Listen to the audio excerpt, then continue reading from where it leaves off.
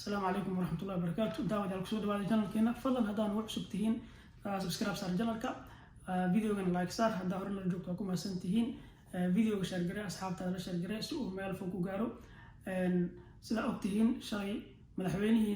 دونالد ترامب مدحويني هو أمريكا كا أيها وحالور كأني المحكمة دا جاج كا أيه هو فديي لو ذي استنعنا وحاك فديي لو ذي سلاير وحال لوه يستي maxkamadda waxaa loo horkeenay waxay ahayd maalinkaas maxkamaddii maalinta ugu horeysay arraignment ayaa la dhahaa arraignment buu ahaa arraignmentiga waxaa waaye in la ogeysiiyo dacwadaha lagu haysto dacwadiisa la horkeeno oo loo sharaxo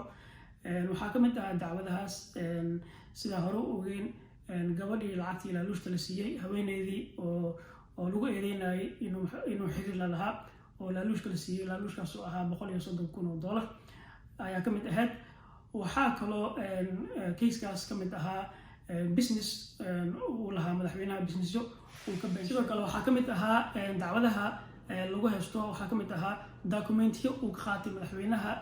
White House-ka markii xilkiisa madaxweyne uu dhameystay dokumentiyo uu hore u qaatay dokumentiyadaas oo ahaa sir dowladeed sirta dowladda oo gurigiisa uu la tagay ayaa ka mid ahaa kiisaskaas uu gaarayo ilaa iyo 34 case sida wada ogsoonahay madaxweynaha waxaa laga qaaday fingerprints qofka markii uu eedeysanaha uu yahay oo maxkamadda la geynayo marka ugu horeyso waxaa laga qaadaa fingerprint waxaa kaloo laga qaadaa DNA waxaa kaloo laga qaadaa sawir mugshot loo yaqaano laakiin madaxweynaha kaliya waxaa laga qaadaa fingerprint lagama qaadin DNA test ama DNA test iyo sawir lagama qaadin sawirkaas mugshotka lagama qaadin si loo ilaaliyo sumcadda madaxweynaha haddaba madaxweyne Donald Trump ayaa wuxuu noqonayaa madaxweynihii ugu horeeyay abid la horkeeno maxkamadda horteeda oo soo hor fadhiisto judge-ka ama garsooraha waxay ahayd madaxweynaha intuusan gudaha u galin maxkamadda hallway-ga maxkamadda inuu ka jeediyo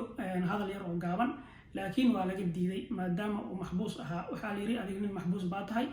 hadal ma jeedin kartid taageerayaashaada hadal uma jeedin kartid waxaa soo horbuuxiyay maxkamadda banaankeeda taageerayaashii madaxweynaha ayaa soo horbuuxiyay si taageerahooda u tusaan waxaa ku xigto marka waxaa ku xigto maxkamadda waxaa xigi doonto maxkamad kaleeto ma ahayn dhamaadka maxkamadda waxay ahayd laakiin waa bilowga maxkamadda waxaa xigi doonto pre-trial waxay xigi doonto trial mid loo yaqaano waxay qaadan kartaa maxkamadeynta madaxweynaha bilooyin ama waxay qaadan kartaa sanadooyin laakiin hadda maxkamaddan kaliya waxay ahayd dacwadiisa in lasoo hordhigo uu ogaado looyariintiisana dacwadaha loo haysto macnaha loo soo hordhigo arkaan asagana loo sharaxo wixii dacwadaha lagu haystay kiisaska lagu haysto kiisaskaas waxay ahaayeen 7 ilaa waxay gaarayeen 17 page 17 pages oo kiisaskaas oo ahaa 34 case ayay ahaayeen oo ay ka mid ahaayeen businesskiisa uu ka been sheegay waxaa kaloo ahaa gabadhii haweeneyda oo xiriirka gaarka uu la lahaa